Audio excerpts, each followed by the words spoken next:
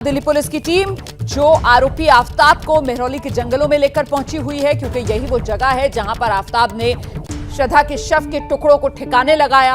हम सीधे आपको लेकर चलेंगे। वरुण जैन यहीं मौके पर मौजूद है। जरा जानते हैं वरुण से।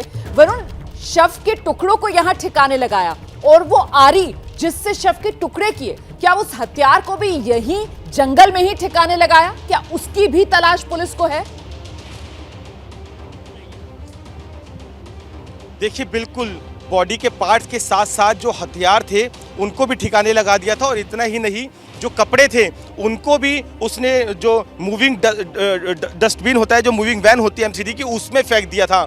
कपड़े कहीं ना कहीं पुलिस को ऐसा लगता है कि कहीं बहुत दूर निकल गए होंगे, जिनको रिकवर करना बेहद मुश्किल होगा। लेकिन अगर कुछ एविडेंसेस को कलेक्ट करना है तो वो सबसे पहले बॉडी पार्ट्स और साथ ही वो हथियार, वो आरी, जो लोहे की जो आरी उसने खरीदी थी, उसको बरामद किया जा सके, और वो भी जंगलों में ही कहीं आसपास फेंकी गई थी।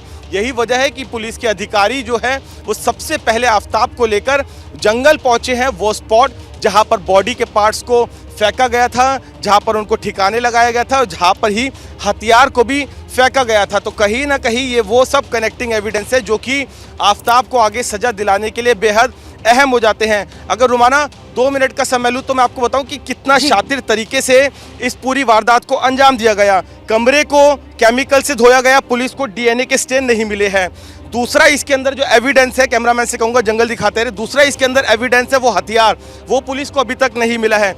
तीसरा एविडेंस, जिस समय हत्याकांड को अंजाम दिया गया उस समय उसने जो कपड़े पहने हुए थे और श्रद्धा ने, वो इसके अंदर एविडेंस महत्वपूर्ण होता है, वो भी पुलिस अभी तक बरामद नहीं कर पाई है। उसके अलावा आप देखिए कितना शातिर तरीके से वो सोशल मीडिया जो था श्रद्धा का, वो हत्या करने के कई दिन बाद तक ऑपरेट करता रहा और उसके दोस्तों के साथ भी चैट करता रहा, कहीं ना कहीं ये जताने के लिए कि उसकी श्रद्धा जो है वो जिंदा है। कल को कोर्ट में मामला जाता है तो पुलिस के हाथ लगभग एविडेंस को लेकर काफ़ी हद तक खाली नज़र आते हैं। और यहाँ तक कि जो सोशल मीडिया अकाउंट्स का ऑपरेशन हो, चाहे उसके दोस्तों से बातचीत हो, उसमें ऐसा लगता है कि जो हत्या है वो तो जून जुलाई में हुई। तो कहीं ना कहीं पूरे एविडेंस को ख़त्म करने और मामले को उलझाने के लिए बेहद सोचे समझे तरीके से इस हत्याकांड को अंजाम दिया और उसके बाद एविडेंस को मिटाया और केस को उलझाने के लिए इस तरीके से श्रद्धा के सोशल मीडिया का इस्तेमाल करना और उसके दोस्तों के साथ श्रद्धा के ही मोबाइल से चैट करना। तो बेहद शातिर, आप इससे उसकी साइकोलॉजी का अंदाजा लगाए, दिमाग का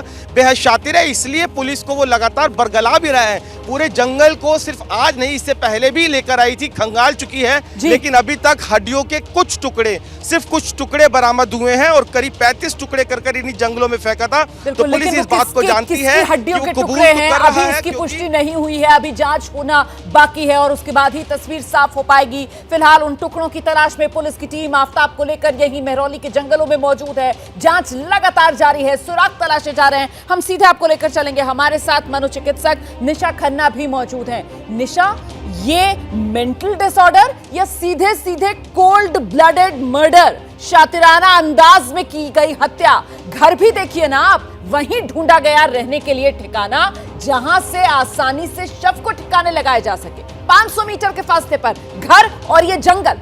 निशा, जितने भी कोल्ड ब्लडेड मर्डर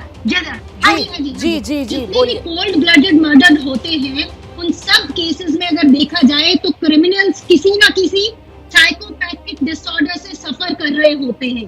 तो जितने भी कोल्ड ब्लडेड मर्डर होते हैं, हम ये नहीं कह सकते, क्योंकि मर्डर एक नॉर्मल इंसान नहीं करता है। मर्डर करने वाला इंसान किसी ना किसी साइकेट्रिक, न्यूरोसाइकेट्रिक, न्यूरोकेमिकल डिसऑर्डर से सफर कर रहा होता है। हम इस बात से इनकार नहीं कर सकते हैं कि वो एक मानसिक स्थिति में नहीं था और ना ही है। उसका वजह बहुत सारी हो सकती है, उसका बॉर्न एंड ब्रॉट अप हो सकता है। मुझे इस बात पर कहने में कोई भी शक नहीं है कि इस पर्सन की मेंटल हालत बिल्कुल ठीक नहीं है, क्योंकि नॉर्मल इंसान किसी को नॉर्मल इंसान मार ही नहीं सकता है।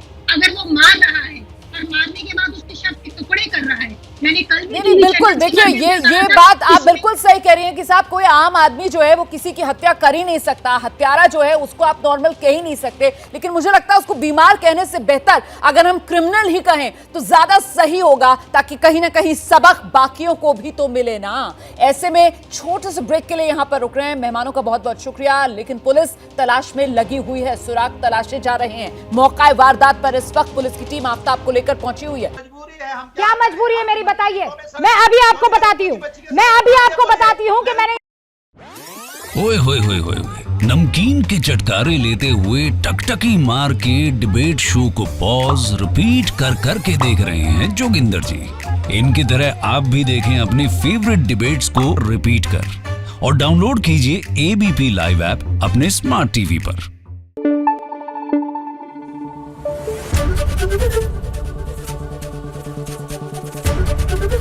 एबीपी न्यूज आपको रखे आगे।